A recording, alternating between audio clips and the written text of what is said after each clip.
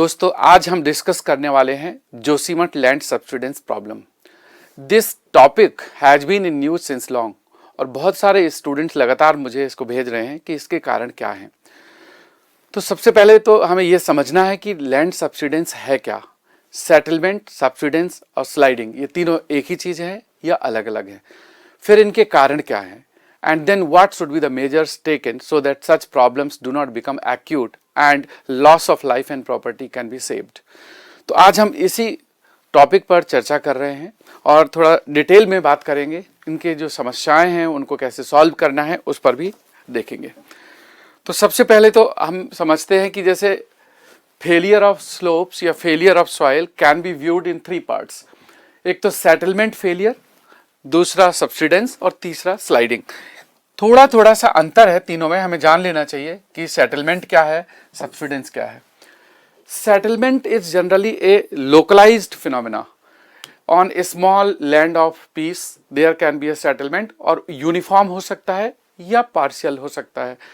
जब differential settlement होगा तो one part of the structure will settle, अगर यूनिफॉर्म होगा तो पूरा का पूरा सेटल होगा। ये सेटलमेंट होता क्यों है? अगर सॉइल पर प्रेशर पड़ा, either weight of the building or certain applied load or certain dynamic effect, उसकी वजह से जो सॉइल के अंदर एयर और वाटर है, that air and water is escaped, वो बाहर निकलती है, एक्सपेल्सन में होती है। So expulsion of the pore air and pore water results in the decrease of volume. That decrease in volume of soil results in the vertical settlement. तो settlement can result into failure of the buildings। कई बार तो buildings collapse भी हो जाती हैं, कई बार cracks आ जाते हैं। तो ये एक लोकलाइज्ड फिनोमेना है जो अप्लाइड लोड या प्रेशर की वजह से होता है। दूसरा है सब्सिडेंस। तो सेटलमेंट का ही थोड़ा बड़ा रूप, larger perspective of the settlement can be taken as a subsidence. So subsidence is like a bigger land mass is either moving gradually or coming down gradually. So either moving in inclined direction, horizontal direction or vertical direction, that results in cracks in the ground or cracks in the buildings. That is land subsidence. Joshimath का जो land subsidence है, this problem is very acute in the sense कि इससे बहुत सारी buildings collapse हो रही हैं, गिर सकती हैं and there are many lives which may be in threat। तो इसको कैसे टैकल करना है? सबसे बड़ा इसका जो क्वेश्चन मार्क है वो ये है कि what are reasons of the land subsidence of Joshimath. तो अभी एग्जैक्ट रीजंस तो नहीं पता, but there are multiple factors which are responsible for the land subsidence. आज हम बात करेंगे कि कौन कौन से फैक्टर्स हैं जो रिस्पॉन्सिबल हो सकते हैं। उनमें से एग्जैक्ट कौन सा फैक्टर है ये अभी पता नहीं है। It's still soil investigation, geological study is required and a committee has been constituted. और कुछ समय में इसका जब फाइंडिंग्स इसकी आएंगी then we will be able to know कि what is the exact reason. But yes, there are multiple factors. उनमें से कुछ ह्यूमन मेड हैं, कुछ नेचुरल फैक्टर्स हैं। तो आज हम उन फैक्टर्स के बारे में भी जानेंगे। फिर तीसरा है लैंड स्लाइडिंग। स्लाइडिंग तो एकदम एक्यूट स्थिति होती है when a piece of land slips over the another piece of land. So the soil particles are in touch with each other, जिसकी वजह से फ्रिक्शन होता है बिटवीन द सॉइल लेयर्स या फिर attraction which is cohesion and that is the binding mechanism of the soil different layers. But if certain effect results in slipping of one piece of soil over the another piece of soil, it is sliding. और sliding तो बहुत dangerous है। In fraction of seconds or in fraction of minutes it may result in collapse of buildings and people may not get time even to take the precautions or measures to save their life। तो sliding is a very dangerous thing। So हम देखते हैं आगे एक एक करके। मैं आपको इसके इफेक्ट भी दिखाना चाहूँगा कि क्या इफेक्ट हैं। जैसे सॉइल सेटलमेंट का इफेक्ट देखो तो ये लीनिंग टावर ऑफ पीसा है, right, this leaning tower of Pisa. और ये टावर जब कंस्ट्रक्शन में था, इट्स मैनी सेंचुरीज बैक, उसी समय ये टिल्ट हो गया। अब ये टिल्टिंग क्यों हुई? वर्टिकल से टिल्टिंग आप देख सकते हैं, it is tilting on one side, क्योंकि one side of the land got settled as compare to the other side.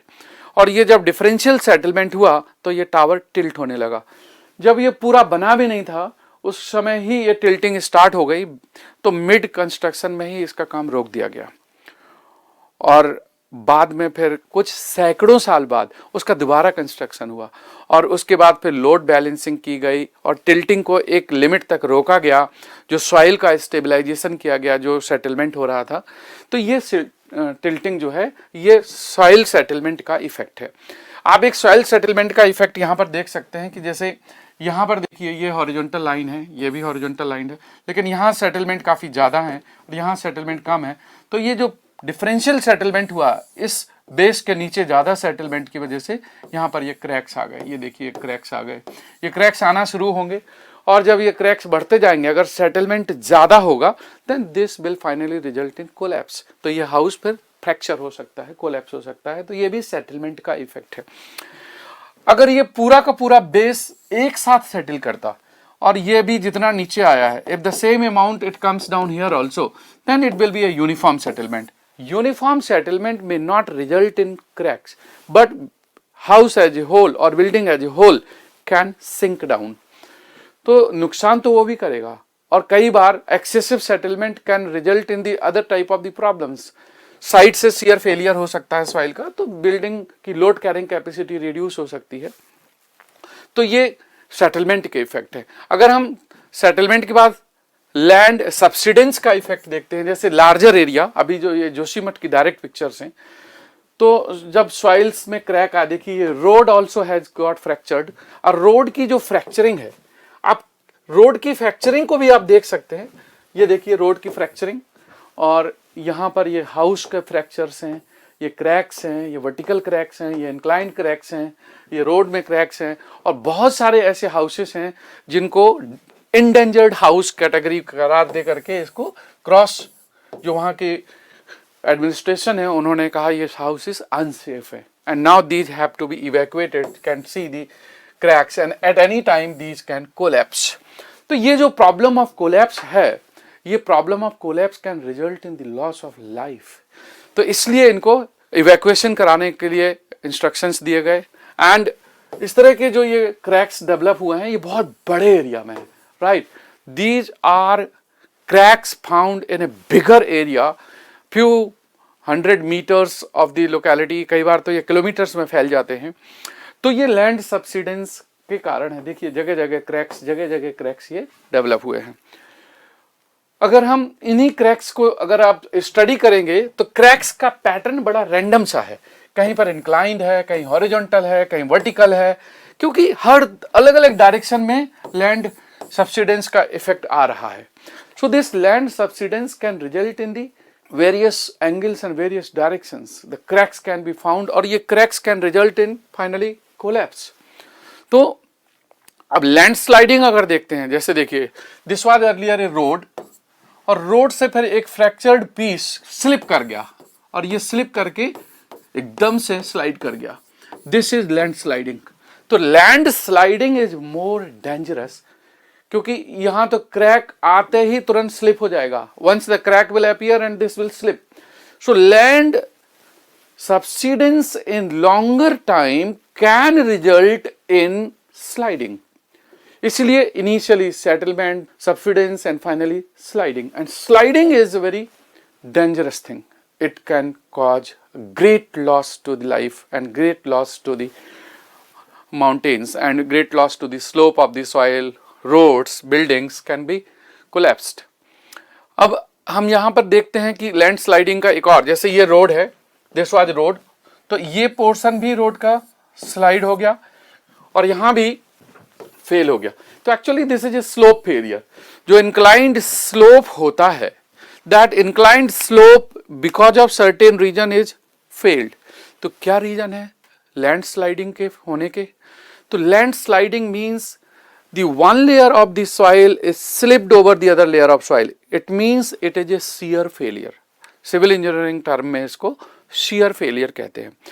और shear strength की जो कैपेसिटी है, this is cohesion plus effect of this C plus sigma 10 phi, cohesive value, effective stress, friction angle. तो friction angle is granular friction between the soil molecules. तो जितना rough होगा, जितना course particles होंगे, उतना फ्रिक्शन अधिक होगा।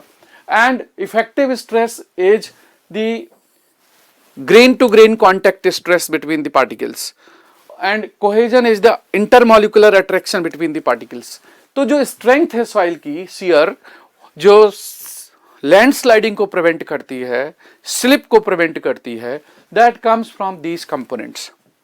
अब इन कंपोनेंट्स को जो रिड्यूस करेगा, that will be the cause of the sliding. So अगर पोर वाटर बढ़ाएंगे, अगर इफेक्टिव स्ट्रेस की डेफिनेशन आप पढ़ेंगे तो this is total stress minus pore pressure. तो अगर वाटर प्रेशर बढ़ेगा तो इफेक्टिव स्ट्रेस या grain to grain contact stress कम हो जाएगा, और grain to grain contact stress is reduced, shear strength is reduced and it will result in slipping. तो इसका मतलब है कि रेनी सीजन में whenever there is rainfall there is pore water pressure and that increase in pore water pressure will result in decrease in effective stress that will result in slipping of the particles. तो इसलिए यहाँ पर एक तो water का बड़ा effect है, दूसरा जो फ्रिक्शन एंगल है बिटवीन द सॉइल, अगर सॉइल कॉम्पैक्टेड नहीं है then grain to grain friction will be less. तो कॉम्पैक्शन अगर नहीं होगा तो भी होगा, loose soil is more prone for the slip. Then if the soil has the high cohesiveness, cohesion is the attraction between the molecules, जैसे clay है, clay soil has high attraction that is cohesion, लेकिन sandy soil does not have cohesion. तो इसलिए you will find that कि clay soil are normally more stable as compared to the sandy soil. तो ये एक कारण है कि एक तो लूज सॉइल है, स्लोप बहुत अधिक है, वाटर अधिक प्रेजेंट है, या फिर वेजिटेशन कवर हटा दिया गया है, या फिर कोई डायनेमिक एक्टिविटीज है, something which might result in the slip that is called sliding. तो sliding can be a very dangerous thing and it happens during the monsoon. If you go in Himalaya or in Himachal Pradesh, Uttarakhand, Jammu Kashmir, and even in the Western Ghat in Kerala also, once the large mass scale landsliding happened during the rainfall, that was the flood region. So हम आगे चलते हैं, इसको देखते हैं कि causes and measures क्या हैं. हम land subsidence की बात कर रहे हैं, तो land subsidence के causes क्या हैं and measures क्या हैं. So what are the causes and what are the measures? So causes we can understand in two components: human made causes, natural causes. For natural factors which might be responsible for the land subsidence of the Joshimath, वो, और दूसरा human made factors which we call anthropogenic factors or man made factors which are responsible for the land subsidence.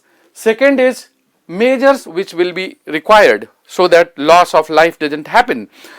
And those measures again, immediate measures जो लेना जरूरी है, and some long term measures which are required so that this problem can be minimized, the losses can be minimized. हम थोड़ा इन्हीं पर बात करते हैं. नेचुरल फैक्टर्स में कुछ ऐसे फैक्टर्स भी हैं जो होते हैं और रहते हैं, बट उनका इम्पैक्ट कितना अधिक है ये हमारे ह्यूमन मेड फैक्टर से ये उन फैक्टर्स का इफेक्ट बढ़ा देते हैं. सो जैसे old landfill and slopy deposit, जो डिपॉजिट है जहां पर where this Joshimath is established, this city Joshimath जहां पर है, that land mass it is believed that कि ये ओरिजिनल लैंड डिपॉजिट नहीं है. There are many geologist which say कि it is one of the old land mass which was formed as a debris because of the landsliding happened in the past. तो ऐसा believe करते हैं because of geological studies, and it was estimated that कि once upon a time, a long time back, एक कोई landsliding हुई थी, और वो जो debris है जिसमें stone pieces, soil and loose soil is being deposited, और ये slopy है and उस पर फिर धीरे धीरे सेटलमेंट होता गया, and later on human they started the making their houses, buildings, and that is how this Joshimath has come up. तो एक तो ये सॉइल मास अपने आप में स्टेबल नहीं है, मतलब स्ट्रांग नहीं है, फिर दूसरा ये स्लोपी है, तो वहां पर फिर ये फैक्टर ऑफ मूवमेंट अधिक होगा. दूसरा इसका है कि टेक्टोनिक मूवमेंट. टेक्टोनिक का मूवमेंट का मतलब है कि we know that the entire world has different land pieces. जैसे इंडियन लैंड मास है, Indian land mass was away from the Eurasian land mass hundreds of million years ago. अगर आप बहुत समय पहले देखें तो इंडिया का जो लैंड मास है, this was totally away from the Europe and Asia land mass and there was a sea between, और एक लॉन्ग टाइम बैक ऐसा बिलीव किया जाता है कि इस सी का नाम था Tethys sea. But gradually this land mass has moved to the north west, और इस तरह से मूव करता हुआ नॉर्थ की तरफ जाते हुए और फिर नॉर्थ ईस्ट की तरफ, और फिर then it has collided to the Eurasian plate. तो इस टेक्टोनिक मूवमेंट का भी हम इफेक्ट देखेंगे, इसको मैं आपको डायग्राम के थ्रू दिखाऊंगा। तीसरा है avalanche. Time to time ice avalanche, कई बार रॉक एंड आइस एवलांच होते हैं which cause the erosion to the soil mass, और इरोजन इज अनदर फैक्टर, तो ये भी एक कारण हो सकता है।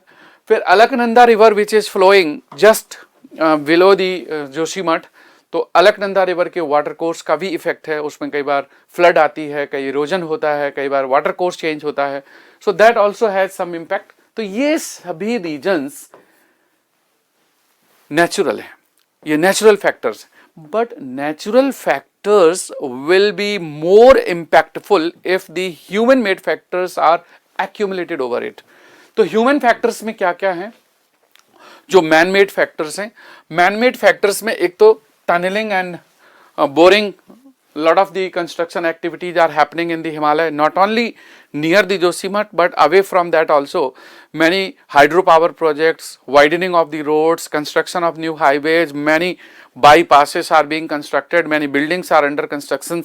So because of that, lot of the blasting, tunneling is happening. But Tapovan जो का जो project है, NTPC project, local people are opposing it कि this is one probably reason, it could be the reason, अभी exact reason नहीं पता है, but it could be also the reason। हम जो भी reasons की बात कर रहे हैं, they are probable reasons। अब इनमें से किसका ज्यादा इम्पैक्ट है, किसका कम है, ये तो जो प्रॉपर स्टडी होगी, जो जियोलॉजिकल स्टडी होगी, इसका सर्वे होगा, जिसकी फाइंडिंग्स आएंगी, तब फिर हो सकता है कि पता लग पाए कि एग्जैक्ट रीजन क्या है। Then blasting and tunnelling is happening in other places also. Then also roads के लिए भी ब्लास्टिंग होती है, और पावर प्रोजेक्ट के लिए टनलिंग की प्रोजेक्ट हुआ है। कई माइनिंग एक्टिविटीज हैं जहां पर एक्सकावेशन होता है, and mining excavation result in erosion of the soil layer या फिर कटिंग ऑफ द स्लोप्स, उससे फिर रॉक्स का जो इंटरलॉकिंग है दैट गेट्स डिस्टर्ब्ड, तो रॉक स्लाइडिंग हो सकती है, सॉइल स्लाइडिंग हो सकती है, फ्लिपेज हो सकता है, या जो आपने बैरियर दे रखा था means strong objection to the flow, वो ब्रेक हो जाता है। Damage of the water aquifers, ऐसा बिलीव किया जाता है कि जब टनलिंग होती है, so inside the soil deposits there are some water bodies, जिसको आप एक्विफर्स कहते हैं, and those are filled with the water under pressure, may be artesian pressure और पार्ज्ड एक्विफर हाई प्रेशर में। If those are being punctured, अब आप जब cutting करेंगे, अगर आप टनलिंग करेंगे और बीच में एक्विफर आ गया, हमारे ह्यूमन बॉडी में पूरे बॉडी मास में फ्लो ऑफ ब्लड एक ही स्पीड से नहीं होता, but the actual flow of blood is happening through the nerves. So if nerve is punctured, right, if vein is punctured, then only the flow of blood will come at fast rate. Similarly, within the soil mass, underground structure, in earth interior, there are certain water conduits. Those water conduits are called aquifers. Some are in pressure, some are in gravity pressure. So those which are in high pressure, they have the water filled or flowing under high pressure. If those are punctured, water will come out, and if the water is removed, volume will reduce. So the volume of aquifer will reduce. If the volume of aquifer will reduce, that will result in sinking or subsidence. तो ऐसा लोग मानते हैं कि जब तपोवन के NTPC के project में टनलिंग का काम चल रहा था, तो वहां पर कोई एक मेजर एक्विफर पंक्चर हुआ, और उस एक्विफर से 700 to 800 लीटर पर सेकेंड का वाटर पानी बाहर निकला। 700 to 800 लीटर वाटर पर सेकेंड बाहर आना, it's a huge amount of water. तो पीपल बिलीव दैट कि इस तरह के एक्विफर्स पंचर होने की वजह से major loss of water has happened, and those aquifers का जो वॉल्यूम था वो कम हुआ है, उसकी वजह से कुछ सब्सिडेंस हो रहा है। तो that also can be cause, but exact, हालांकि NTPC is denying to this fact कि ऐसा कुछ नहीं हुआ, बट पीपल आर सेइंग कि this has happened. Actual reality तो इन्वेस्टिगेशन पर पता लगेगी। Construction of highway. Highways are under construction, especially widening of road is happening.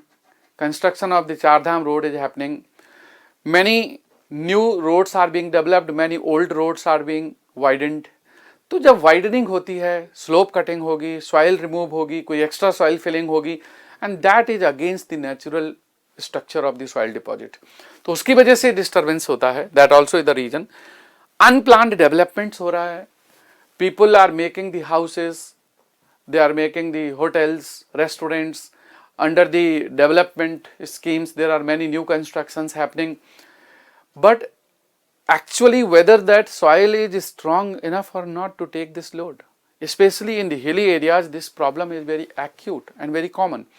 तो इस तरह की जो डेवलपमेंट्स है unplanned, without investigation of the geological structure of the soil, जहां पर आप घर बनाना चाहते हैं उसके नीचे सॉइल का जो डिपॉजिट है, उस सॉइल की डिपॉजिट की स्ट्रेंथ क्या है, उसकी स्टेबिलिटी क्या है, उसमें कितने लोड का स्ट्रक्चर बनना चाहिए, कितना अलाउड है, इसको दरकिनार करके कंस्ट्रक्शंस हो रहे हैं. And that construction is because of the need of the people. तो इस अनप्लान्ड डेवलपमेंट का भी एक कारण हो सकता है. Unsafe disposal of the rain water and the waste water. जब रेन होती है, इतना सारा रेनफॉल वाटर होता है, finally that water percolates into the ground, और पर्कुलेशन की वजह से जो पोर्स हैं, जो क्रैक्स हैं, जो फ्रैक्चर्स हैं, वहां से पानी नीचे जाता है और वो पोर वाटर प्रेशर को बढ़ाता है. And that pore water pressure results in loss of shear strength as I told. और स्ट्रेंथ लॉस की वजह से स्लिपिंग या स्लाइडिंग या सिंकिंग या movement can happen. And not only the rain water, इतने सारे जो हाउसेस हैं, कमर्शियल एक्टिविटीज हैं, उनसे जो सीवेज डिस्पोजल डेवलप होता है, waste water, that waste water also many times is directly discharge on the open soil, और it goes finally to a river. That is through the natural gravity flow, and people do not make और construct the lined channel. तो बिना lining के अगर channel के होंगे तो पानी नीचे जाएगा, पर्कुलेट करेगा, and that will again result in to the problem. That also is the reason. एक बड़ी कॉमन सी प्रॉब्लम है, that is everywhere, and that is the deforestation and the loss of the vegetation cover. तो जो plants की roots हैं, those roots always act as a binding net and they bind the soil particles. But if the plantations are removed, soil is losing their binding capacity. That is also a reason of the loss of the strength of the soil. तो ये सभी man made factors हैं और ये सभी natural factors हैं. But these anthropogenic और man made factors increase the intensity of these tectonic activities and the other activities. Now let us see some details. I talked about कि natural factor में एक factor है old soil deposit. अब देखिए कई बार जैसे ये लैंड स्लाइडिंग हुई, and that landsliding happened thousands of years back, and after the landsliding ये soil deposit हो गया, and this soil deposit will be relatively flatter. However, it will not be complete flat, but relatively flatter than the adjacent areas. और बाद में ये debris है, basically this is the debris of the soil, rock, stone and all mixed vegetations, everything. So this will not be homogeneous, or it will not be well compacted, and it will not have the good strength. It is a loose soil deposit. धीरे धीरे after few hundred years, after maybe thousands years, इसी पर फिर habitation हो गया, building बन गई, sliding. अब जैसे बिल्डिंग बढ़ेगी तो इस पर प्रेशर पड़ेगा, and once the vertical pressure is increased, it will result one inclined component also, and that inclined component will result in this further sliding. तो ये जोशीमठ भी कुछ ऐसा ही बहुत पुराना डिपॉजिट है जो मिस्टर मिश्रा की रिपोर्ट में कहा गया है, जो कुमायूं गढ़वाल मंडल के मिस्टर मिश्रा थे, उन्होंने एक रिपोर्ट दी थी आज से कई साल पहले, और उस रिपोर्ट में कहा गया था कि ये जोशीमठ का ये जो डिपॉजिशन है ये ओल्ड लैंडफिल डिपॉजिट है, डेब्रिस है. तो ये debris is definitely weak point of the region. फिर हम बात करते हैं टेक्टोनिक मूवमेंट की. तो Indian plate and Eurasian plate थोड़ा सा यहां पर समझ लीजिए. जैसे ये है Indian plate, I will show it here, I think you will be better able to understand. This is a Indian plate and this is Eurasian plate. millions of years ago, Indian plate was much away than the Eurasian plate, and in between there was a sea, और उस sea का नाम भी होता था Tethys Sea. Tethys Sea. तो Tethys Sea was existing, but धीरे धीरे Indian plate moved to the northeast, and this movement finally brought and resulted into collision. But collision के दौरान क्या हुआ कि Indian plate subsided below the Eurasian plate. ये Eurasian plate है और ये इंडियन प्लेट है. तो इंडियन प्लेट नीचे चली गई और ये मूवमेंट अभी भी चल रहा है. दिस इज हैपनिंग एंड लोग ऐसा बोलते हैं, जियोलॉजिकल साइंटिस्ट बोलते हैं कि 2.5 सेंटीमीटर पर 100 ईयर अभी भी ये मूवमेंट हो रहा है. So this tectonic movement is going on, और उसी के कारण धीरे धीरे ये अपलिफ्टमेंट होने लगा. इरोजन का जो पार्ट है ये फोल्ड होने लगा, and this is a fold mountain. Himalaya कुछ ऐसे ही बना है. So these are the Himalayan fold mountains, right. Outer Himalaya, middle Himalaya, inner Himalaya, these are being folded as a continental collision of Indian plate to the Eurasian plate, wherein Indian plate subsided beneath the Eurasian plate. अगर दोस्तों ये movement अभी भी हो रहा है, अगर अभी हो रहा है तो इसका मतलब है कि मूवमेंट है हमारे इंडियन प्लेट में, और हिमालय के रीजन में जहां पर ज्वाइंट है वहां पर इसका इंपैक्ट सबसे अधिक होगा. तो हमेशा ज्वाइंट पर होता है. अगर ये जो सब्सिडेंस की प्रॉब्लम है, if this is not localised near the Joshimath, और ऐसा कई न्यूज़पेपर आर्टिकल्स में मैंने पढ़ा है, कई सोशल मीडिया आर्टिकल्स में पढ़ा है कि this kind of the land subsidence और the cracks in building are seen in the other cities and other towns and villages also. और वो विलेजेस कई किलोमीटर दूर हैं, 50 किलोमीटर, 100 किलोमीटर. विष्णुप्रयाग में, रुद्रप्रयाग में, विष्णुगढ़ में, जोशीमठ में, कई अलग अलग टाउन्स में, शहरों में, गांवों में इस तरह के क्रैक्स देखे गए हैं. तो अगर ये लार्जर एरिया में हो रहा है तो हो सकता है कि टेक्टोनिक मूवमेंट का भी इफेक्ट हो. देखिए, टेक्टोनिक मूवमेंट अकेले रिस्पॉन्सिबल तो होगा नहीं तो फिर सब जगह एक ही जैसा होता. अगर वो जोशीमठ में ज्यादा हो रहा है तो कुछ दूसरे फैक्टर्स भी हैं जो जोशीमठ से रिलेटेड हैं. लेकिन टेक्टोनिक मूवमेंट के इफेक्ट को हम इग्नोर नहीं कर सकते कि इसका एक कारण हो सकता है. दूसरा क्या है कि टेक्टोनिक मूवमेंट से कुछ और प्रॉब्लम्स होती हैं. जैसे एक प्लेट जब दूसरी प्लेट से टकराती है, when Indian plate is colliding with the Eurasian plate, as a result of collision there is compression. इसी कंप्रेशन के दौरान energy is stored in both the plates, क्योंकि यूरेशियन प्लेट बिगर है, बहुत बड़ी है, कई गुना बड़ी है, तो इफेक्ट उसका ज्यादा इंडियन प्लेट पर आएगा. ये छोटी प्लेट है तो Indian plate is under contraction, और उस कॉन्ट्रैक्शन की वजह से एनर्जी स्टोर होती है. That stored energy time to time is released through the seismic activities. Seismic activities का मतलब है अर्थक्वेक. तो कभी ना कभी बीच में इस तरह के सीस्मिक इफेक्ट आते रहते हैं.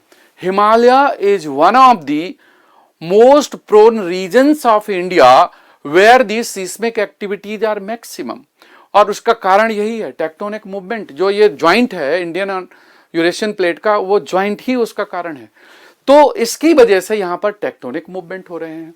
अब ये जो सीस्मिसिटी आ रही है, ये सीस्मिसिटी अर्थक्वेक को रिजल्ट देती है. और ये जो सीस्मिक इफेक्ट्स हैं, ट्रेमर्स, कुछ ट्रेमर्स इतने स्मॉल हैं कि हम एक्सपीरियंस नहीं कर पाते.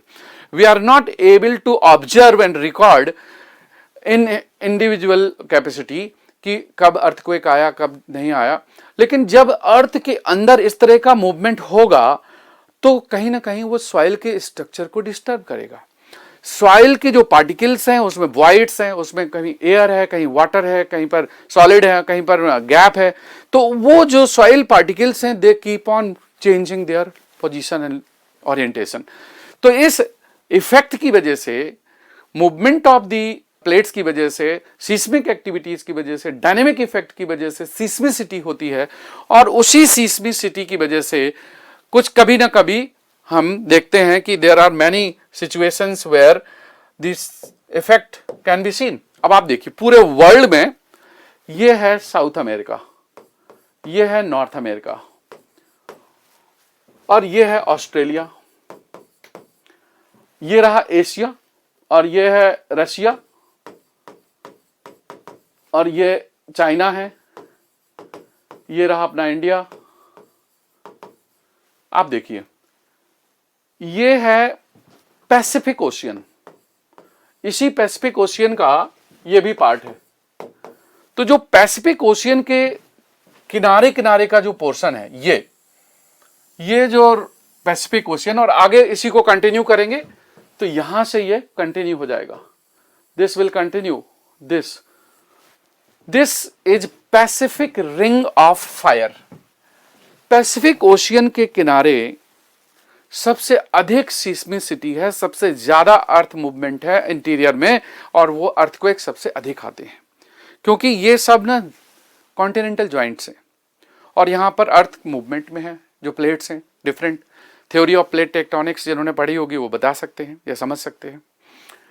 हमारा जो इंडिया का जो पोर्शन, अब आप ये भी देखिए, ये पोर्शन भी हाई सीस्मिक जोन है। आप देखिए जो रेड कलर है वो बहुत हाई, जो ब्लैक हैं दे आर सीवियर, और जो रेड के साथ में डार्क येलो कलर है they are also most prone. ये देखिए ये भी एक फ्रैक्चर्ड प्लेन है, यह है अफ्रीकन कॉन्टिनेंट और यूरेशियन कॉन्टिनेंट का ज्वाइंट, और यह है इंडियन प्लेट और यूरेशियन कॉन्टिनेंटल का ज्वाइंट। तो ये जो ज्वाइंट पोर्शन है they are very prone for the earthquake. तो हमारा जो पूरा हिमालय है, northern India and north east India, और ये जो भुज रीजन ऑफ गुजरात, ये ज्वाइंट्स हैं और यहां पर फ्रैक्चर्स हैं, फॉल्ट्स हैं अर्थ इंटीरियर में, और यहां पर अर्थक्वेक एक्टिविटीज ज्यादा आती हैं। एज ए रिजल्ट यहां पर जोशीमठ, हिमालय, कश्मीर और हिमाचल प्रदेश, उत्तराखंड या फिर नेपाल, इस रीजन में मूवमेंट होना या अर्थ के अंदर डिस्टर्बेंस होना स्वाभाविक है। और इसी की वजह से जो सीस्मिसिटी है, जैसे मान लीजिए कि ये अर्थ के इंटीरियर में यहां मूवमेंट हुआ या डिस्टर्बेंस हुआ, तो ये जो डिस्टर्बेंस है इसी पॉइंट को कहते हैं फोकस।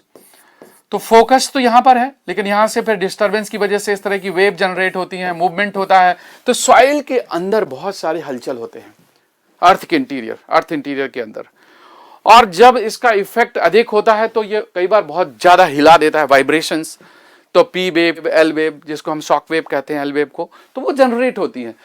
अब ये जो सॉइल डिपॉजिट है टॉप पोर्शन में, अब इस अर्थ के डिस्टर्बेंस की वजह से इसमें शेकिंग होती है, वाइब्रेशन होता है। तो कहीं कंसोलिडेशन होगा, कहीं फ्रैक्चर होगा, कहीं मूवमेंट होगा, कहीं डिस्टर्बेंस होगा। कई बार घरों में दरारें आ जाती हैं। Why these cracks happen due to earthquake? Vibration and some movement of the soil particles. कहीं कहीं sinking हो जाती है, कहीं कहीं पर ज्यादा सेटलमेंट हो जाता है, कहीं पर फ्रैक्चर हो जाता है। तो this can happen due to the earthquake activities also. तो जब time to time earthquake activities आती रहती हैं जोशीमठ में या हिमालय में, तो उसका इम्पैक्ट भी तो होगा। तो इसलिए tectonic movement results in seismicity, and seismicity can result in the sinking of the soil or the slipping of the soil or the subsidence of the soil. Now we can also talk about the avalanche. Avalanche हमने देखा है 2021 में, इसी जोशीमठ के आगे Chamoli district में एक तपोवन, जो विष्णुप्रयाग में जो तपोवन पावर प्रोजेक्ट है एनटीपीसी का, लास्ट ईयर ये अंडर कंस्ट्रक्शन था, और सडनली उसके हायर पार्ट्स में जहां पर आइस थी और वो आइस स्लिप कर गई। अब बहुत सारे क्लाइमेटिक फैक्टर्स भी हैं।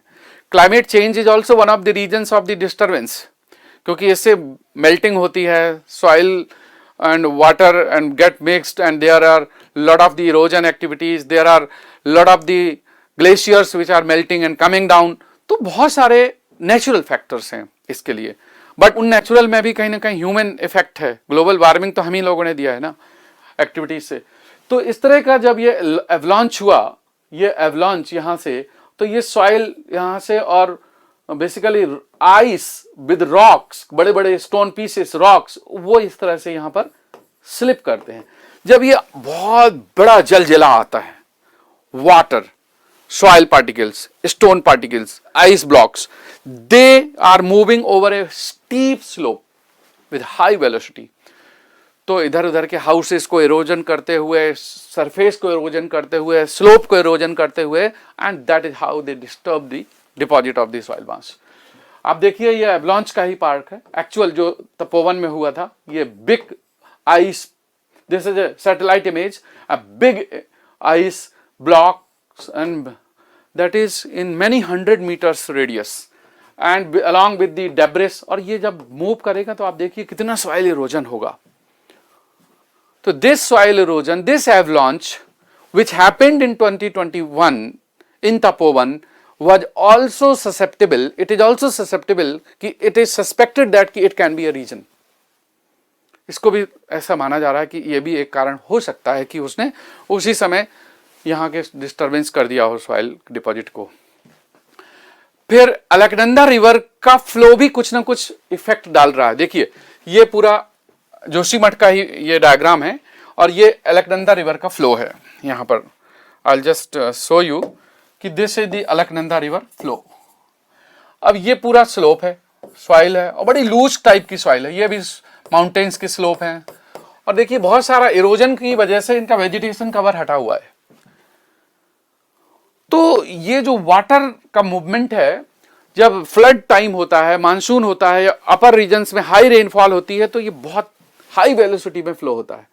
तो ये सॉइल के स्लोप को डिस्टर्ब कर देता है, ये कटिंग कर देता है. अब देखिए ये इरोजन करके यहाँ पर रोड टूट गया. This is the all eroded portion. ये लैंडस्लाइडिंग यहाँ पर हो गई. This landsliding is because of the heavy rainfall. Alaknanda के कोर्स की वजह से भी इफेक्ट होता है. तो जोशीमठ में अलकनंदा रिवर नीचे से निकलती है. उस रिवर में जब हैवी वाटर होता है, specially during the monsoon season, तो वो भी इरोजन करता है. That also can B one. अब जरा हम देखते हैं कि तपोवन पावर प्रोजेक्ट में क्या है स्टेटस. तो तपोवन पावर प्रोजेक्ट में जैसे धौली गंगा रिवर आगे चल के ये अलकनंदा से ज्वाइन करती है. ये अलकनंदा है, इस तरह से रिवर का मूवमेंट है, राइट. और ये रहा जोशीमठ, ये जोशीमठ है. जैसे Joshimath and this is Tapovan.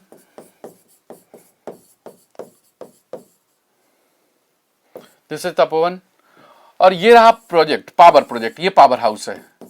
और दिस इज जो आप ग्रीन कलर से देख रहे हैं, दिस एक्चुअली इज टनल. ये टनल बनाई गई है क्योंकि ये पूरा माउंटेन है और ये रिवर ऐसे घूम करके आती है. ये थोड़ा हाई एल्टीट्यूड पर है, तो यहाँ पर एक बराज है, तपोवन बराज बनाई गई है. और यहाँ से पानी को टनल के थ्रू, या फिर जिसको हम पेनिस्टॉक कहते हैं, हाइड्रो पावर में जब वाटर को अंडर प्रेशर लेकर के आते हैं उसको पेनिस्टॉक कहा जाता है. वो पेनिस्टॉक पाइप हो सकता है या फिर टनल हो सकती है. तो इस तरह से पानी को लाते हैं और यहाँ पर पावर प्रोजेक्ट लगाया गया है हाइड्रो पावर के लिए. तो टरबाइन जो लगती है, टरबाइन में अंडर प्रेशर जब वाटर आता है तो that pressure is converted into velocity, तो वो घूमती है. और ये टरबाइन जब घूमती है तो ये काइनेटिक एनर्जी प्रोड्यूस करती है. इसमें फिर साफ्ट लगी रहती है और इस साफ्ट को घुमाते हैं, इसको मैकेनिकल एनर्जी कहते हैं. और इस मूविंग साफ्ट को फिर हम अटैच कर देते हैं जनरेटर से, तो वो इलेक्ट्रिकल एनर्जी प्रोड्यूस कर देती है. तो इस मैकेनिकल एनर्जी से फिर इलेक्ट्रिकल एनर्जी बनती है और इलेक्ट्रिकल एनर्जी से फिर वो मतलब may be in DC format उसको फिर एसी में कन्वर्ट करा जाता है. फिर उसके वोल्टेज को हाई करके फिर ट्रांसमिट किया जाता है दूसरे सिटीज़ में, ताकि लॉसेस कम हो, इसलिए हाई वोल्टेज में ट्रांसमिशन करते हैं. तो पावर तो रिक्वायरमेंट है इंडिया की, देयर इज नो डाउट. अब यहाँ पर कई लोग बोलते हैं कि why mega power projects, why not small power project, and what is requirement of such projects which में disturb ecological balance of the Himalaya. क्योंकि ये बड़ी फ्रेजाइल जोन है. Himalayan region is a very fragile region. Lot of movement in the rocks, soils, particles, loose deposit, high slopes, glaciers, and still under tectonic activities. तो इसकी वजह से it is true that कि this region is a very fragile region. High pressure develop होगा जब आप कोई dam बनाएंगे, बैराज बनाएंगे, तो there will be storage of water. That water pressure will act. Lateral water entry होगा, सॉइल में भी वाटर एंटर करेगा, तो that also will result in seepage and that can result in increase in pore pressure. Strength कम होगी, shear strength. तो एक तो यहां पर यह सवाल है कि whether we should go in big dams mega projects.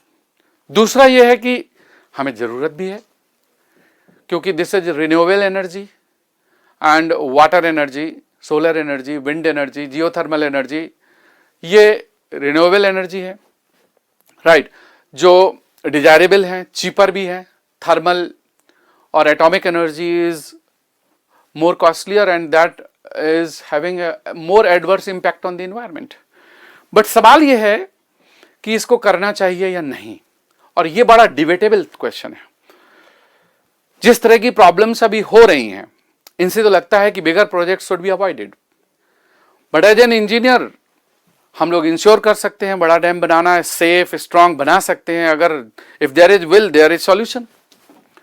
But उसके लिए तो ये एक अलग विषय है डिस्कशन का, और मेरा मानना है कि without proper investigation of the geological structure of soil such projects should not be executed, big project. क्योंकि कई जगह इसमें आप टनलिंग करनी पड़ेगी, ब्लास्टिंग करनी पड़ेगी, कंस्ट्रक्शन करना पड़ेगा, उसका क्या इंपैक्ट होगा लॉन्गर रन में, इसकी स्टडी होना जरूरी है, and then only take a cause, right. तो तब इसको कॉल लीजिए कि then you take a call कि yes it has to be done और not.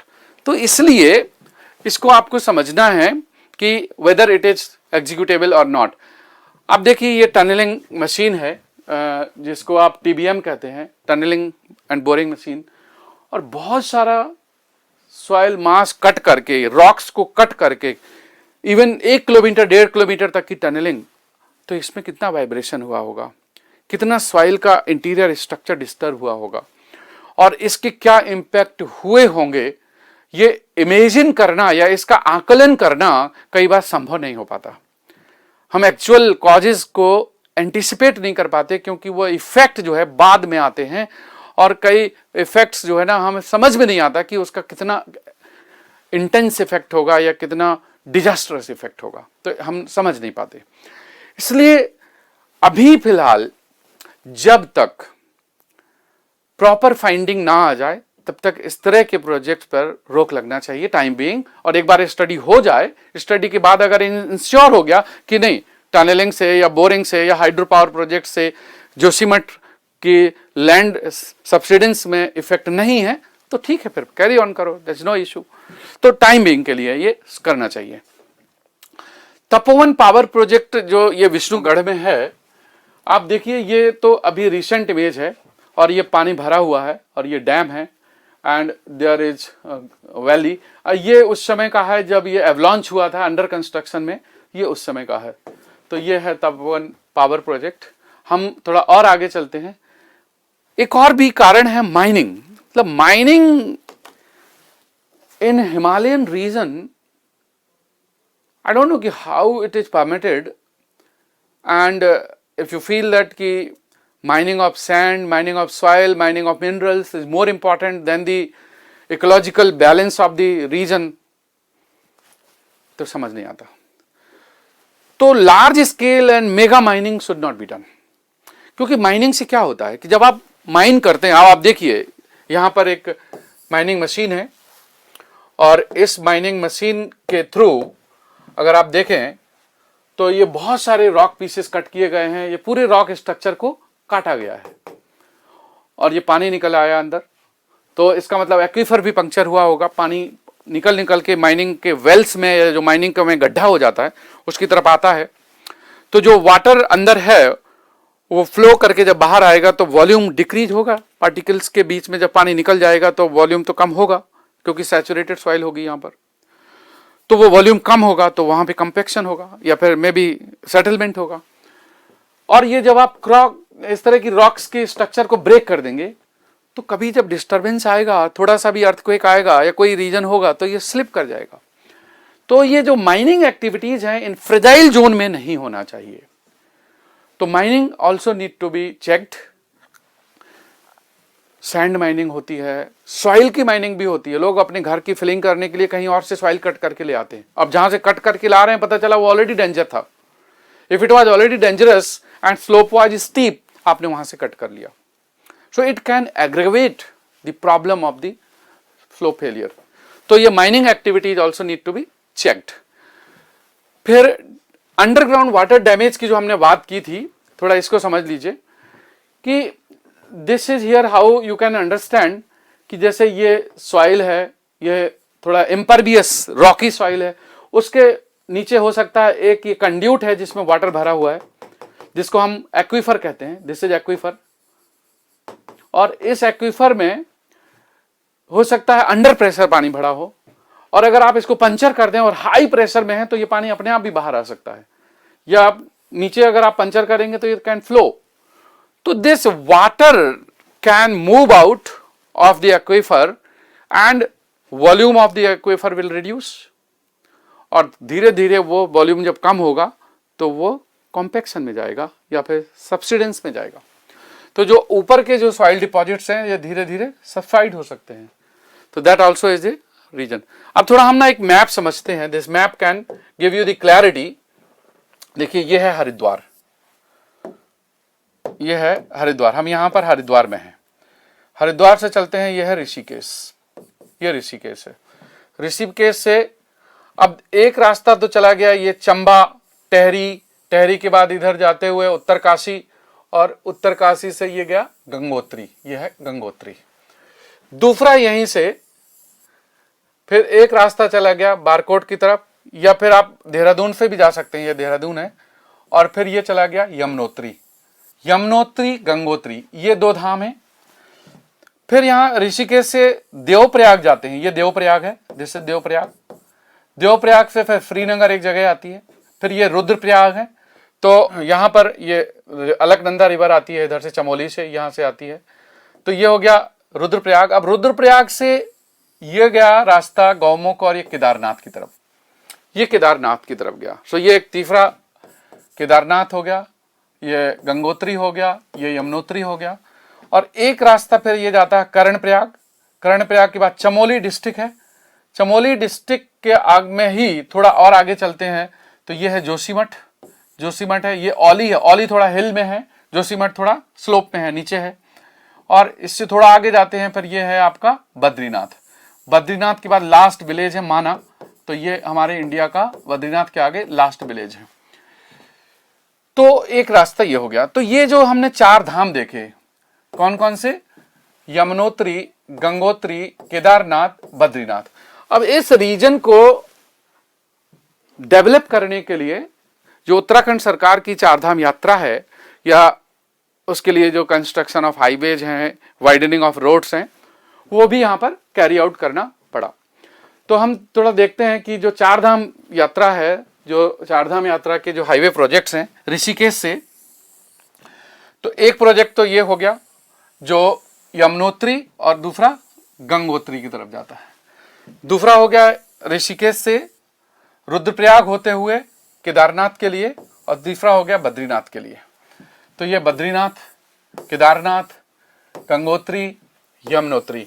So this construction of the highways, अब इसमें आप देख सकते हैं कि 140 kilometre from Rishikesh to Rudraprayag, Rudraprayag to Kedarnath 76 kilometre, Rudraprayag to Badrinath 160 kilometre, and Rishikesh to Dharasu जिसमें 144 kilometre, then 95 kilometre again to Yamunotri and 124 kilometre to Gangotri.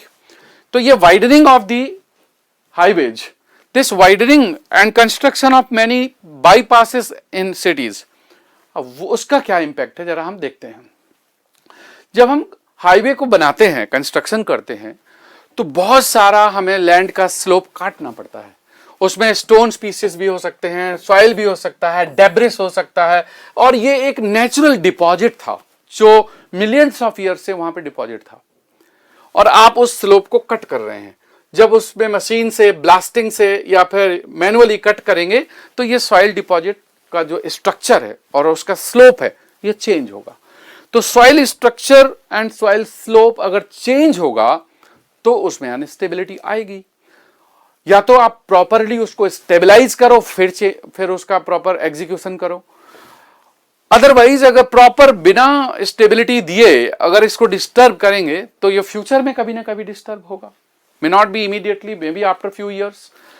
तो अगर हम इसमें देखें तो मैंने एक ये डायग्राम आपको समझाने के लिए बताया है, और ये डायग्राम आपको हेल्प करेगा। मैं आपको थोड़ा बताता हूं। यहां पर देखिए, मान लीजिए कि ये है slope of the land mass, this is the slope of the land mass. ये माउंटेन है। अब आपको यहां से रोड, इस जगह रोड निकालना है, तो रोड निकालने के लिए आप क्या करेंगे? आपको रोड के लिए तो ऐसा प्लेन चाहिए, तो आपको इस तरह से ये सॉइल आपको कट करनी पड़ेगी और ये सॉइल फिल करनी पड़ेगी, तभी आपको इतना पोर्शन मिलेगा। अब जब ये कट करेंगे तो ये स्टीप हो जाएगा, ये फिल करेंगे तो यहां भी स्टीप हो जाएगा, तो नेचुरल स्लोप पे तो डिफरेंट हो गया ना। आप इसमें देखिए कि ये हमने क्रिएट किया, I will just show you here कि इतना पोर्शन रोड का क्रिएट किया, दिस वन, ये हॉरिजॉन्टल क्रिएट किया, तो इतना पोर्शन सॉइल का ये पोर्शन हमें काटना पड़ा, तो ये हो गया कट, क्योंकि ओरिजिनल स्लोप तो लैंड का ये था, this was original slope, this one. और इधर भी फिर आपको ये फिल करना पड़ेगा, ये फिलिंग करी, तो इसी सॉइल को कट करके यहीं पर फिल कर देंगे। अब जब फिलिंग करेंगे तो ये भी स्टीप हो जाएगा और कट करेंगे तो ये भी स्टीप हो जाएगा। अब इन दोनों स्टीप पोर्शन को स्टेबलाइज करने की जरूरत है, तो इस तरह से फिर स्टेबलाइज करने के लिए पिचिंग करते हैं, स्टोन पिचिंग हो या फिर यहां पर आप रिटेनिंग वॉल बना सकते हैं, या कुछ स्टेबल कंडीशन देने के लिए, स्लोप को स्टेबलाइज करने के लिए कुछ ना कुछ आपको करना चाहिए, करना पड़ेगा। इधर भी पानी का फ्लो ना जाए या इधर ट्रैफिक का मूवमेंट ना जाए, यहां पर क्योंकि स्लोप एंड हो रहा है तो यहां पर फिर पैरापिट वॉल भी बनानी है। ये actual process of the construction of road है इन हिली एरिया। लेकिन सवाल ये उठता है कि क्या ऐसा ही प्रोसेस फॉलो किया जाता है? क्या वाकई में ये रिटेनिंग वॉल हर जगह बनाई जाती है? क्या वाकई में यहाँ पर टो वॉल बनती है, ये बनती है कि नहीं, ये पैरापिट बनता है, ये टो वॉल बनती है कि नहीं? तो कई जगह बनती है, कई जगह इग्नोर हो जाती है, क्योंकि इस रिटेनिंग वॉल और इस टो वॉल को, इसको पैरापिट को बनाने के लिए टाइम और कॉस्ट दोनों की जरूरत पड़ती है। So the requirement of the time and cost is the basic factor जिसको लोग इग्नोर कर देते हैं, और इसको कटिंग करके और नॉर्मली रोड बना दिया और इधर थोड़ा स्टीप बना है तो बना रहने दीजिए।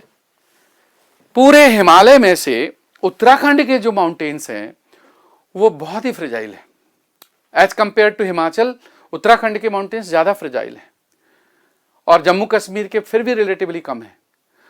तो फ्रेजाइल का मतलब है कि वहां पर डेब्रिस ज्यादा है, बड़ी बड़ी रॉक्स कम है, रॉक्स की स्टेबिलिटी कम है, इसलिए उत्तराखंड के माउंटेन्स में ज्यादा प्रॉब्लम्स है, राइट।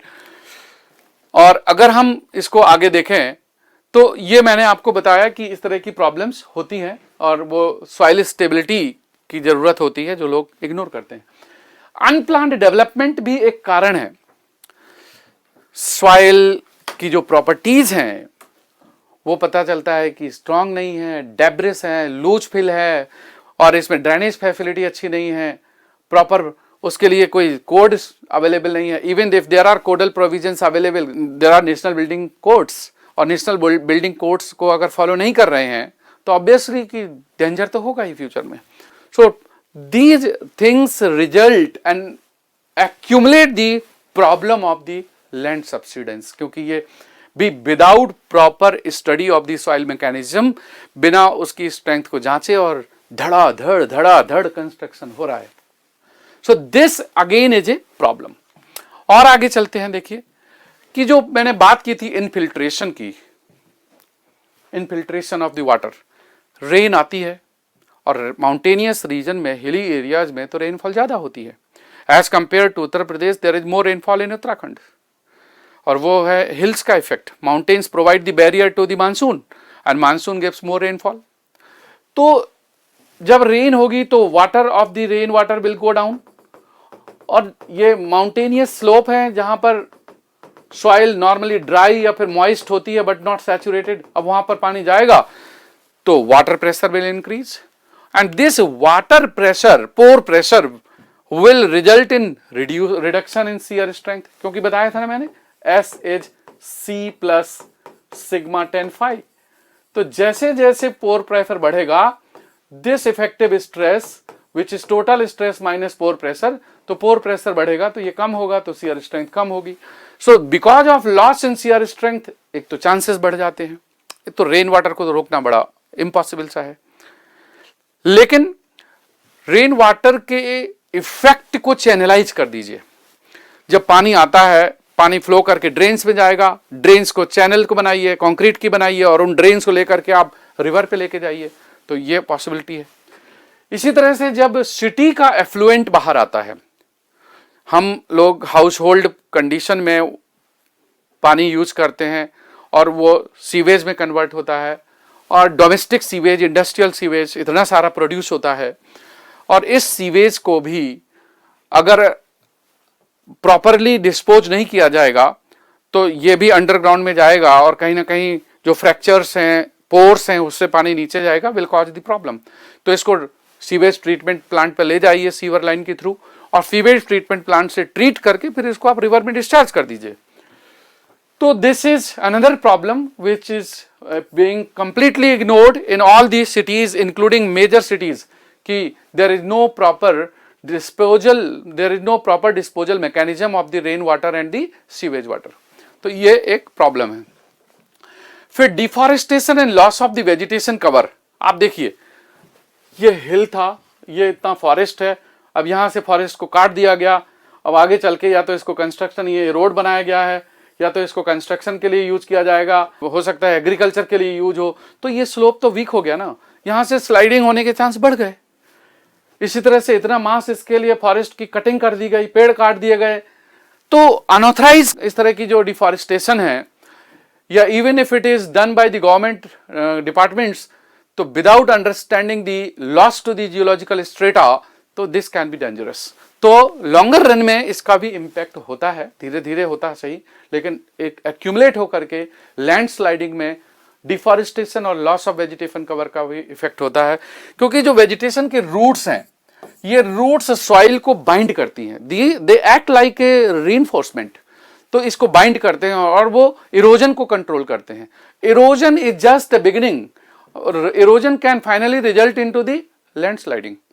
तो इरोजन तो स्टार्टिंग है, अगर आपने इरोजन को ही नहीं रोका तो धीरे धीरे इरोजन बढ़ता जाएगा, और आगे चल के वो बहुत एक बड़े लैंड पीस को भी अफेक्ट कर सकता है।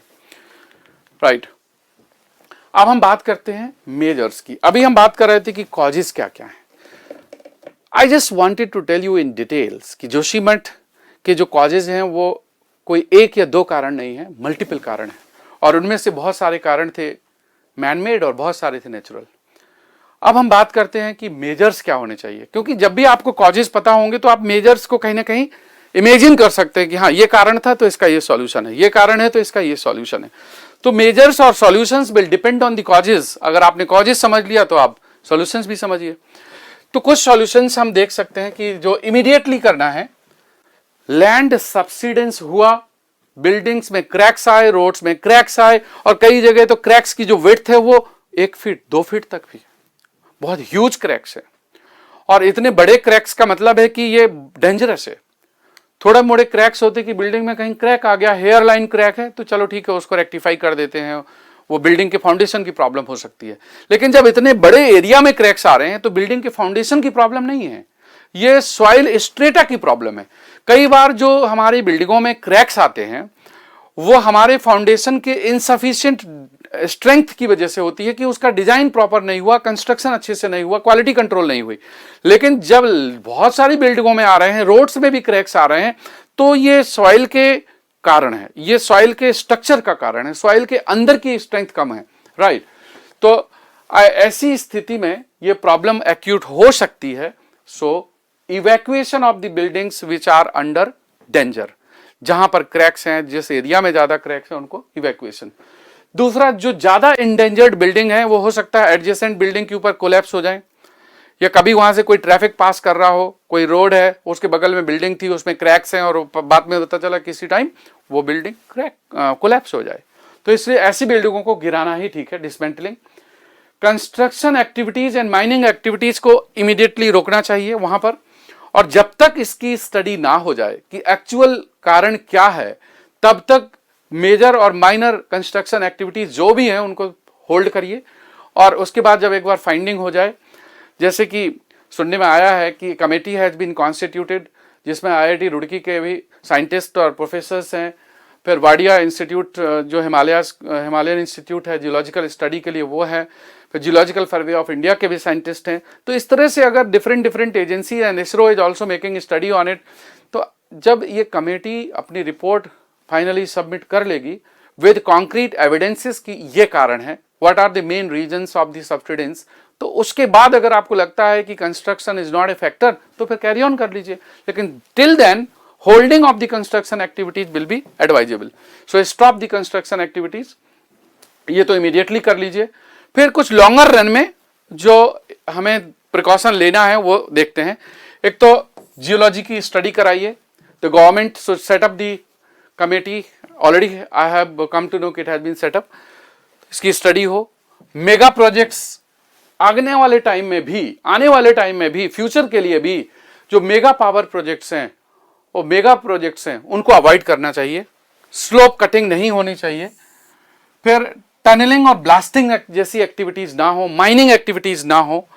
सॉइल की स्टेबिलिटी को बनाए रखने के लिए या इंप्रूव करने के लिए सॉइल स्टेबलाइजेशन करना जरूरी है, जिसको स्लोप स्टेबलाइजेशन हम कह रहे हैं, स्पेशली रोड साइड में। जो ड्रेन्स हैं, जो पानी रेन वाटर है या फिर सीवेज वाटर है, उसको डिस्पोज करने के लिए, सेफ डिस्पोज करने के लिए ड्रेन्स बनाना जरूरी है, चैनल्ड, राइट। डेवलपमेंट प्लान्ड हो, एज पर नॉर्म्स हो, and norms should be set as per the geological soil conditions of this, underground soil conditions and based on the geology of this. तो जो fragile zone है उसके हिसाब से किस तरह का डेवलपमेंट अलाउड है। लाइट वेट स्ट्रक्चर बना सकते हैं, वुडन स्ट्रक्चर्स बना सकते हैं जिसका लोड प्रोबेबली कम होता है। तो we have to find some alternative mechanism कि यहां पर किस तरह के डेवलपमेंट परमिटेड हैं। आप देखिए, ये है इवैक्यूएशन ऑफ बिल्डिंग्स, कि इतनी बड़ी बड़ी बिल्डिंग्स को अब इनको अगर क्रॉस लगा दिया गया कि ये एंडेंजर्ड है, इसको फिर हमें इवैक्यूएशन। फिर जो ओल्ड थोड़ा सा जरा खतरनाक टाइप की बिल्डिंग है जहां पे बहुत बड़े बड़े क्रैक्स आ चुके हैं, कभी भी गिर सकती हैं, एडजेसेंट बिल्डिंग्स पर भी कोलैप्स हो सकती हैं, रोड साइड है, तो इस तरह की बिल्डिंग्स को डिमोलिश कर देना ही बेटर है। फिर कंस्ट्रक्शन एंड माइनिंग एक्टिविटीज को इमीडिएटली स्टॉप करना, क्योंकि बहुत सारा स्लोप कटिंग होती है, बड़ी बड़ी मशीनें लगा करके ड्रिलिंग होती है, एक्सकावेशन होता है, मशीन चल रही है, आजकल तो हैवी मशीन्स अवेलेबल है, इनको अभी फिलहाल रोकना जरूरी है। फिर geological investigations for the future, जो सॉइल की जो अर्थ की इंटीरियर है उसके साइंटिफिक एविडेंसेस के साथ उसका कारण निकालना जरूरी है। So there is need of the geological underground soil structure study, और इसके लिए बहुत सारे साइंटिस्ट हैं इंडिया में और दूसरे देशों में जिनकी मदद ली जा सकती है और लेना भी चाहिए। देखिए, आज के समय में कोई भी काम असंभव नहीं है। विज्ञान इतना आगे पहुंच चुका है कि अगर हम चाह लें तो हम सॉइल स्ट्रेटा के अर्थ के इंटीरियर को अच्छे तरीके से स्टडी कर सकते हैं। आज भी हमें पता है कि हमारे अर्थ में कितनी रेडियस है, कितनी डेप्थ है, ऊपर कौन सी लेयर है, फिर मेंटले है, फिर नीचे लावा है, उसके नीचे कोर है, और किस डेंसिटी में है, कैसे पता। तो जियोलॉजिकल स्टडी है, कुछ इस तरह के जो लावा बाहर आते हैं उनसे स्टडी होती है, कहीं ड्रिलिंग करके स्टडी होती है, कहीं जियो सेंसर्स हैं। तो स्टडी करने के लिए बहुत सारे अलग अलग मेथड्स हैं। तो वो स्टडी करने के बाद ही हमें पता लगेगा कि सॉइल का स्ट्रक्चर अंदर कैसा है, आगे के लिए यहाँ पर क्या प्रॉब्लम्स हो सकती हैं, और फिर उसके हिसाब से किस तरह का कंस्ट्रक्शन अलाउड है और या अलाउड नहीं है। फिर मेगा प्रोजेक्ट्स जैसे इस तरह के जो बहुत बड़े बड़े, जिसमें कटिंग ऑफ स्लोप होती है, कटिंग ऑफ रॉक्स होती है, टनलिंग होती है, बोरिंग होती है, ब्लास्टिंग होती है, यहाँ पे रिवर कोर्स का भी हैवी स्टोरेज ऑफ वाटर होता है। इस तरह की प्रॉब्लम्स आने की संभावना हमेशा रहेगी अगर ये नहीं रोकेंगे तो, राइट। टनलिंग एंड बोरिंग, देखिए इतनी बड़ी बड़ी टनल बना दी और माउंटेन के अंदर इसको बोरिंग कर दिया तो वाइब्रेशन आएगा, सॉइल के अंदर का डिपॉजिट जो स्ट्रक्चर है वो डिस्टर्ब हो रहा है, रॉक्स की इंटरलॉकिंग ब्रेक हो रही है, वेजिटेशन पर भी फर्क आ रहा है, और जो वाटर एक्विफर्स हैं वो डिस्टर्ब हो रहे हैं। तो these things to be minimised. अब हम बात करते हैं कि सॉइल स्टेबिलिटी की। ये आपको एक और सवाल हो सकता है कि हाउ टू प्रिवेंट लैंडस्लाइडिंग। तो ये जो सॉइल स्टेबिलिटी है ये लैंडस्लाइडिंग पर भी आपको हेल्प करेगा। इस तरह के क्वेश्चन को भी आप यहाँ से टैकल कर सकते हैं कि लैंडस्लाइडिंग को कैसे कंट्रोल करें। तो हम पहले चलते हैं कि एक तो कंस्ट्रक्शन ऑफ गैबियन वॉल, हम बात करते हैं कि गैबियन वॉल क्या है, अभी इसकी बात करेंगे। फिर सैंड फिल बैग्स हैं, जियो टेक्सटाइल्स का यूज है, स्टोन पिचिंग है, रिटेनिंग वॉल्स का कंस्ट्रक्शन है, सॉइल कॉम्पैक्शन है, केमिकल स्टेबलाइजेशन है और construction of the drainage channels है। तो ये कुछ ऐसी चीजें हैं। इसके अलावा अफॉरेस्टेशन या tree plantation, vegetation cover provide करना कुछ माइनर चीजें हैं, but these are artificial solutions which can be available by use of the today's scientific knowledge, right? तो हम कर सकते हैं। अब एक एक करके देखते हैं गैबियन वॉल क्या है। आपने कभी जम्मू कश्मीर में भी देखा होगा, हिमाचल में भी देखा होगा, स्मॉल स्केल पर सॉइल को रिटेन करने के लिए। This is only useful for the small scale, not at large scale. छोटे लैंड पीस को, छोटा सा स्लोप है, आपने स्टोन को ऐसी तरह से one over the other interlock करके रख दिया और ऊपर से एक मेटल के नेट को लगा दिया ताकि स्टोन बाहर ना निकल पाए और इसके पीछे पे सॉइल है, तो this is the called gabion wall. ये गैबियन वॉल है। इसके बाद फिर दूसरा देखते हैं हम सैंड फिल बैग्स। तो कई बार जब मानसून सीजन में कम समय में स्लो फेल हो रहा है, बनाने का समय नहीं है, टेम्परेरी इस स्लोप को रोकने के लिए, तो इस तरह के जो बैग्स हैं वो बैग्स में सैंड फिल कर करके या फिर थोड़ा कॉम्पैक्टेड मटेरियल फिल कर करके स्टैक कर देते हैं और इसको प्रॉपर इंटरलॉक कर देते हैं। तो ये भी कर सकते हैं क्योंकि इनमें फ्रिक्शन बहुत अच्छा स्ट्रॉन्ग डेवलप हो जाएगा, तो ये भी कर सकते हैं। तो this is also a temporary solution, use of the sand fill bags. ये नॉर्मली यूज करते हैं during monsoon time, rainy time. Suddenly बारिश भी हो रही है और लैंड स्लिप होने के चांस हो रहे हैं, तो रोकने के लिए कर सकते हैं। फिर टेक्सटाइल्स का भी यूज कर सकते हैं। Geotextiles are very fine materials which provide the reinforcement in the soil, और इस तरह से उसमें जियो टेक्सटाइल्स की लेयर डाल करके ऊपर एक मैश टाइप का एक बहुत ही स्ट्रॉन्ग मटेरियल है और इसके बाद ऊपर से फिर ये सॉइल कवर डाल देंगे। तो ये जियो टेक्सटाइल्स भी कर सकते हैं स्लोप स्टेबिलिटी के लिए। फिर स्टोन पिचिंग भी करते हैं।